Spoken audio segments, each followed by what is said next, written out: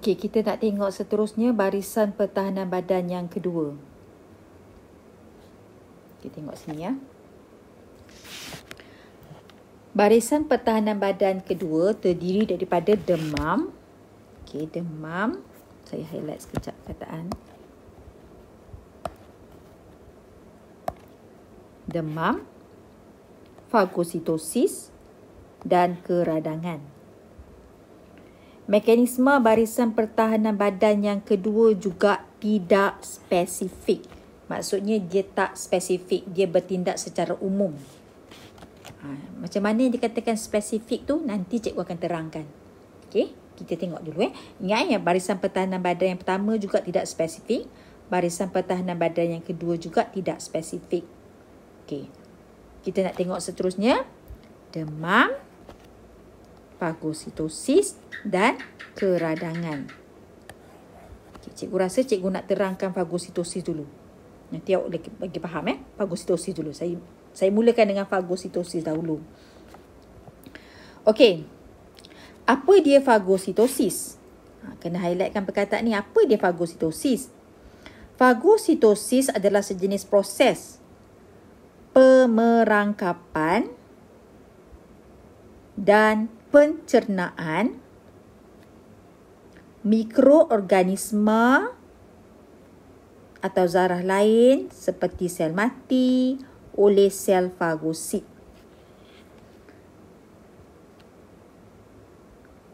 Sel fagosit. Apa dia sel fagosit?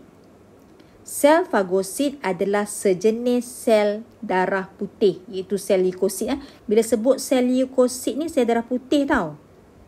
Jadi sel darah putih ni ada beberapa jenis yang kita dah belajar sebelum ni. Kita ada contohnya limfosit, kita ada fagosit, dia macam-macam. Okay? Sel fagosit adalah sejenis sel leukosit, itu sel darah putih, yang boleh buat proses fagositosis. Apakah jenis sel leukosit yang boleh buat proses fagositosis? Mereka ialah neutrofil dan monosit. Ini kena ingat ni. Kita dah belajar bab 10 sebelum ni. Neutrofil dan monosit adalah merupakan sel fagosit. Iaitu mereka ni boleh melakukan proses fagositosis. Apa dia proses fagositosis? Perangkap dan cernakan mikroorganisma ataupun zarah lain, contohnya seperti sel mati, oleh sel fagosit. Apabila jangkitan berlaku, sel fagosit, jangkitan berlaku ni maksudnya ada bakteria lah masuk dalam badan kita. Sel fagosit akan bergerak ke kawasan yang dijangkiti dan masuk bendala tisu melalui liang pada kapilari salur darah lah. Apabila sel fagosit menemui patogen, sel fagosit mengepung patogen. Apabila dia jumpa patogen, dia akan kepung patogen dan enzim lysozim di dalam sel fagosit akan mencernakan patogen tadi. Okey, dia macam ni saya terangkan macam ni lah, contohnya macam ni. Saya bagi contoh. Ini adalah salur darah. Ni sekejap. Allah. Okey, ini adalah salur darah. Ini salur darah kita ni. Katalah ni permukaan kulit. Sekejap saya buat. Okay, ini permukaan kulit. Ini salur darah. Dalam salur darah kita ni ada sel darah merah. Sel darah merah kenapa kali ni pula kan? Sel darah merah kena kali merah lah. Sekejap, kali merah. Ada sel darah merah.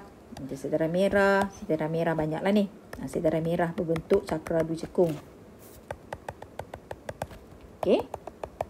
Dalam salur darah juga adalah juga sel-sel sel-sel leukosit ni. Contohnya saya bagi color lain Nana.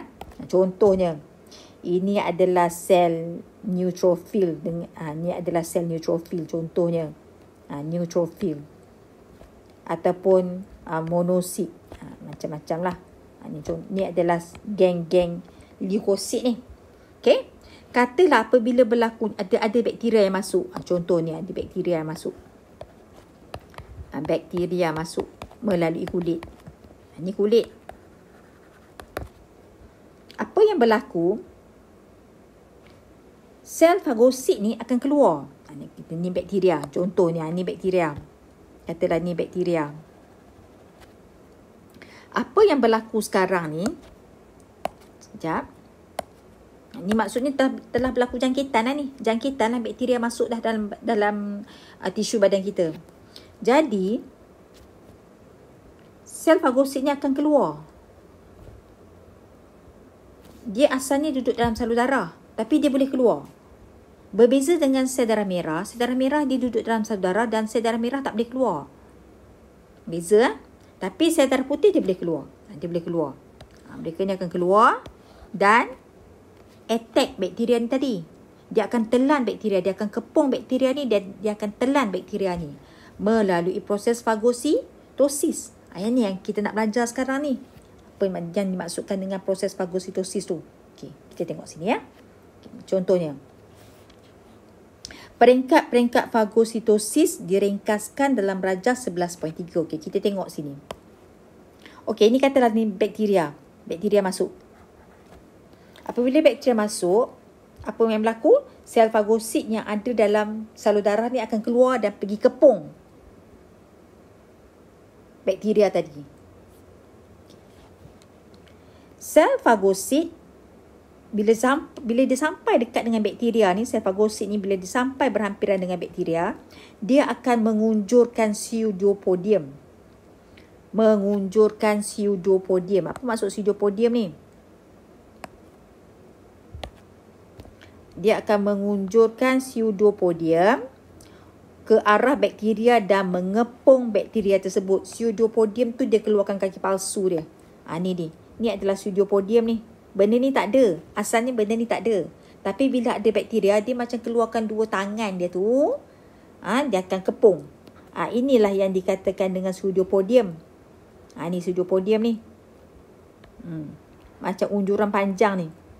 Pseudopodium ni, dia akan unjurkan. Maksudnya dia keluarkan pseudopodium dia, kaki palsu dia, ke arah bakteria dan kepung bakteria tadi. Dia kepung. Bakteria ni pun dia kepung masuk kat dalam ni. So dia tutup lah. Dia kepung, dia tutup lah ni. Tutup macam ni. And then, okay. Yang kedua, penginjesan bakteria membentuk fagosom.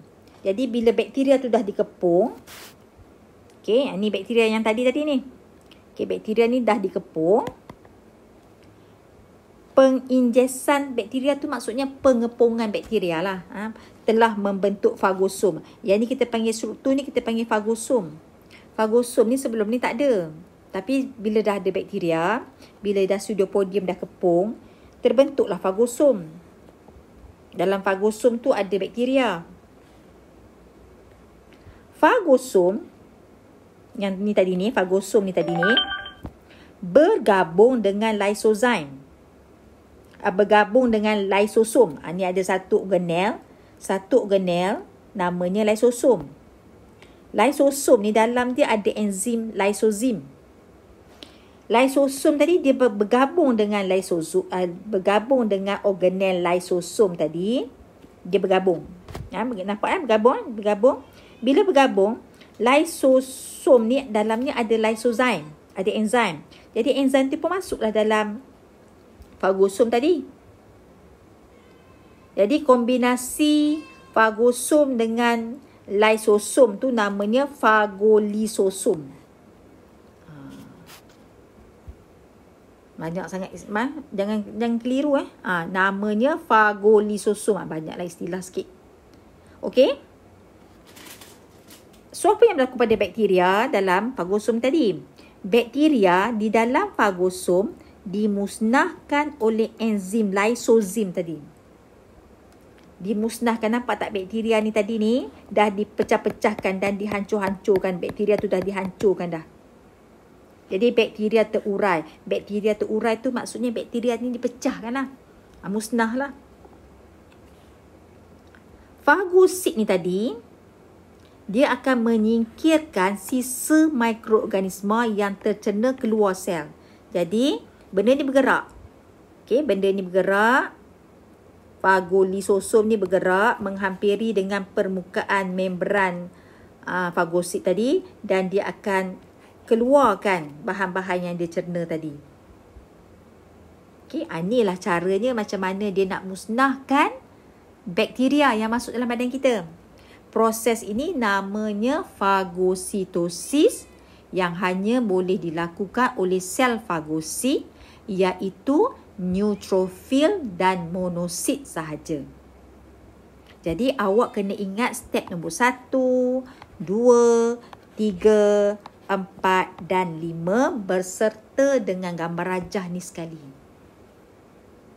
Okey, inilah namanya proses fagositosis. Yang ni sel fagosit, yang besar yang warna pink ni sel fagosit. Yang apa? Warna hijau tu bakteria. Jadi untuk kerja sekolah, saya nak awak lukiskan peringkat-peringkat fagositosis. Penting ni. Yang ini memang kena ingat, faham dan hafal. Okey? Okey, ni proses fagositosis. Kita tengok demam. Demam merupakan mekanisme barisan pertahanan badan yang kedua yang menentang jangkitan. Apa yang berlaku semasa demam? Bila kita demam tadi menyebabkan aktiviti fagosit tadi jadi lebih banyak. Okay? Jadi bila demam, sel-sel fagosit kita akan lebih aktif untuk melakukan proses fagositosis. Ingat? Demam tadi menyebabkan sel-sel fagosit kita akan lebih aktif untuk melakukan proses fagositosis. Sebab tu Tuhan buat kena kita demam. Okey?